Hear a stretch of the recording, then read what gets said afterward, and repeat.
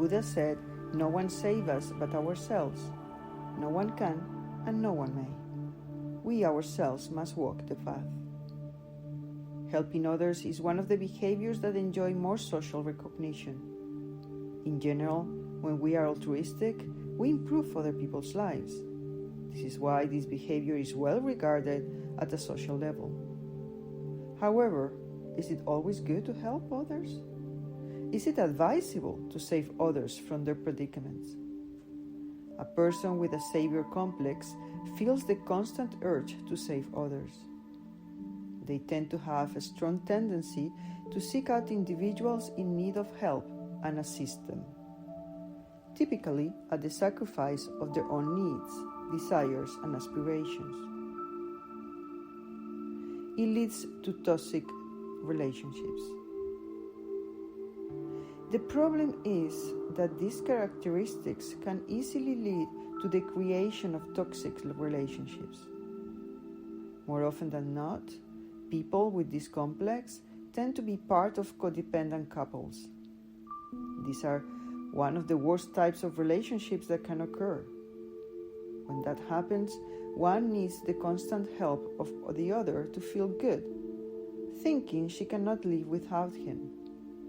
Meanwhile, the savior is at first reinforced by his partner's dependence on him. However, he will tire and be limited by her need after some time. Neither of the two involved is happy in a codependent couple formed by the savior complex. The love addict will usually have less and less self-esteem and self-confidence, while the other will feel overwhelmed and blame his partner for it. The most common thing is that it occurs in love relationships, but it can also appear among friends, family, co-workers. Identify this behavior. Some people assume a role in life, tending to rescue others and taking over responsibility for other people's problems. These individuals usually place themselves in a paternal or maternal position with others who are their peers, whether they are partners, friends, or colleagues. People with the savior syndrome consider that only they can have the capacity, resources, and tools to address the problems of others. They place themselves on a level of superiority, pretending to generate a codependency with their bonds. This type of personality feels the constant need to help others, to feel needed by others. Their modus operandi consists of assuming and solving the problems of others. Longing to feel essential, constantly helping, gives meaning to their existence. Not achieving it generates frustration and emptiness.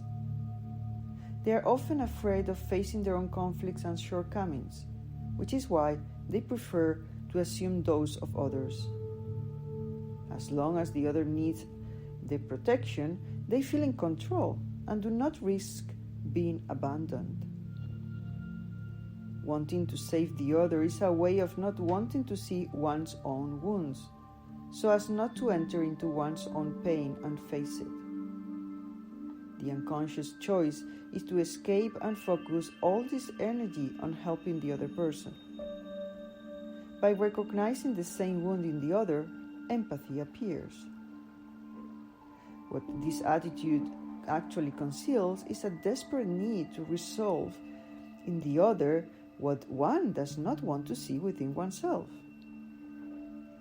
Those wounds of rejection, abandonment, humiliation, and betrayal generate much discomfort. It is what they are running away from. Respect others' choices. Many people still play the victim game in one way or another, thinking that what happens to them is due to external factors that do not depend on them. They believe it is not in their power to change the situation, feeling they need the constant support of people they consider to be stronger than them. The savior ends up being an anchor point for them, decaying helps them move forward and have security in life. From a higher perspective, we understand that each person has to go through the dramas and experiences they signed up for. Therefore, even if they ask for our help and express that they want to stop playing the victim, deep down, they may still want to continue in that convoluted game because they have things to keep learning. Frequently, we have this belief of helping others in a victim position is the most altruistic thing to do. We have to review this limiting belief. Remember that it is their prerogative to remain a victim if they choose that. Who are we to judge them? Each of us has the powerful experience that we need right now. We do not know what is best for them, even if we think we do. It is absolutely none of our business to pressure them to change. Instead, taking a kind, respectful, and detached position is crucial. Our role is not to lecture others with dogmas or instructions. Instead, we can only offer alternatives.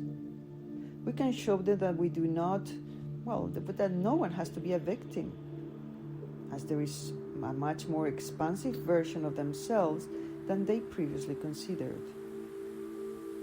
And then letting go of the decision to choose what is right for them based on their own experience and their perspective rather than on our own vision. This is the highest help we can give. Rescuing others is foolish. Considering all what we just said can be very liberating. Seeing the absurdity of the need to rescue others.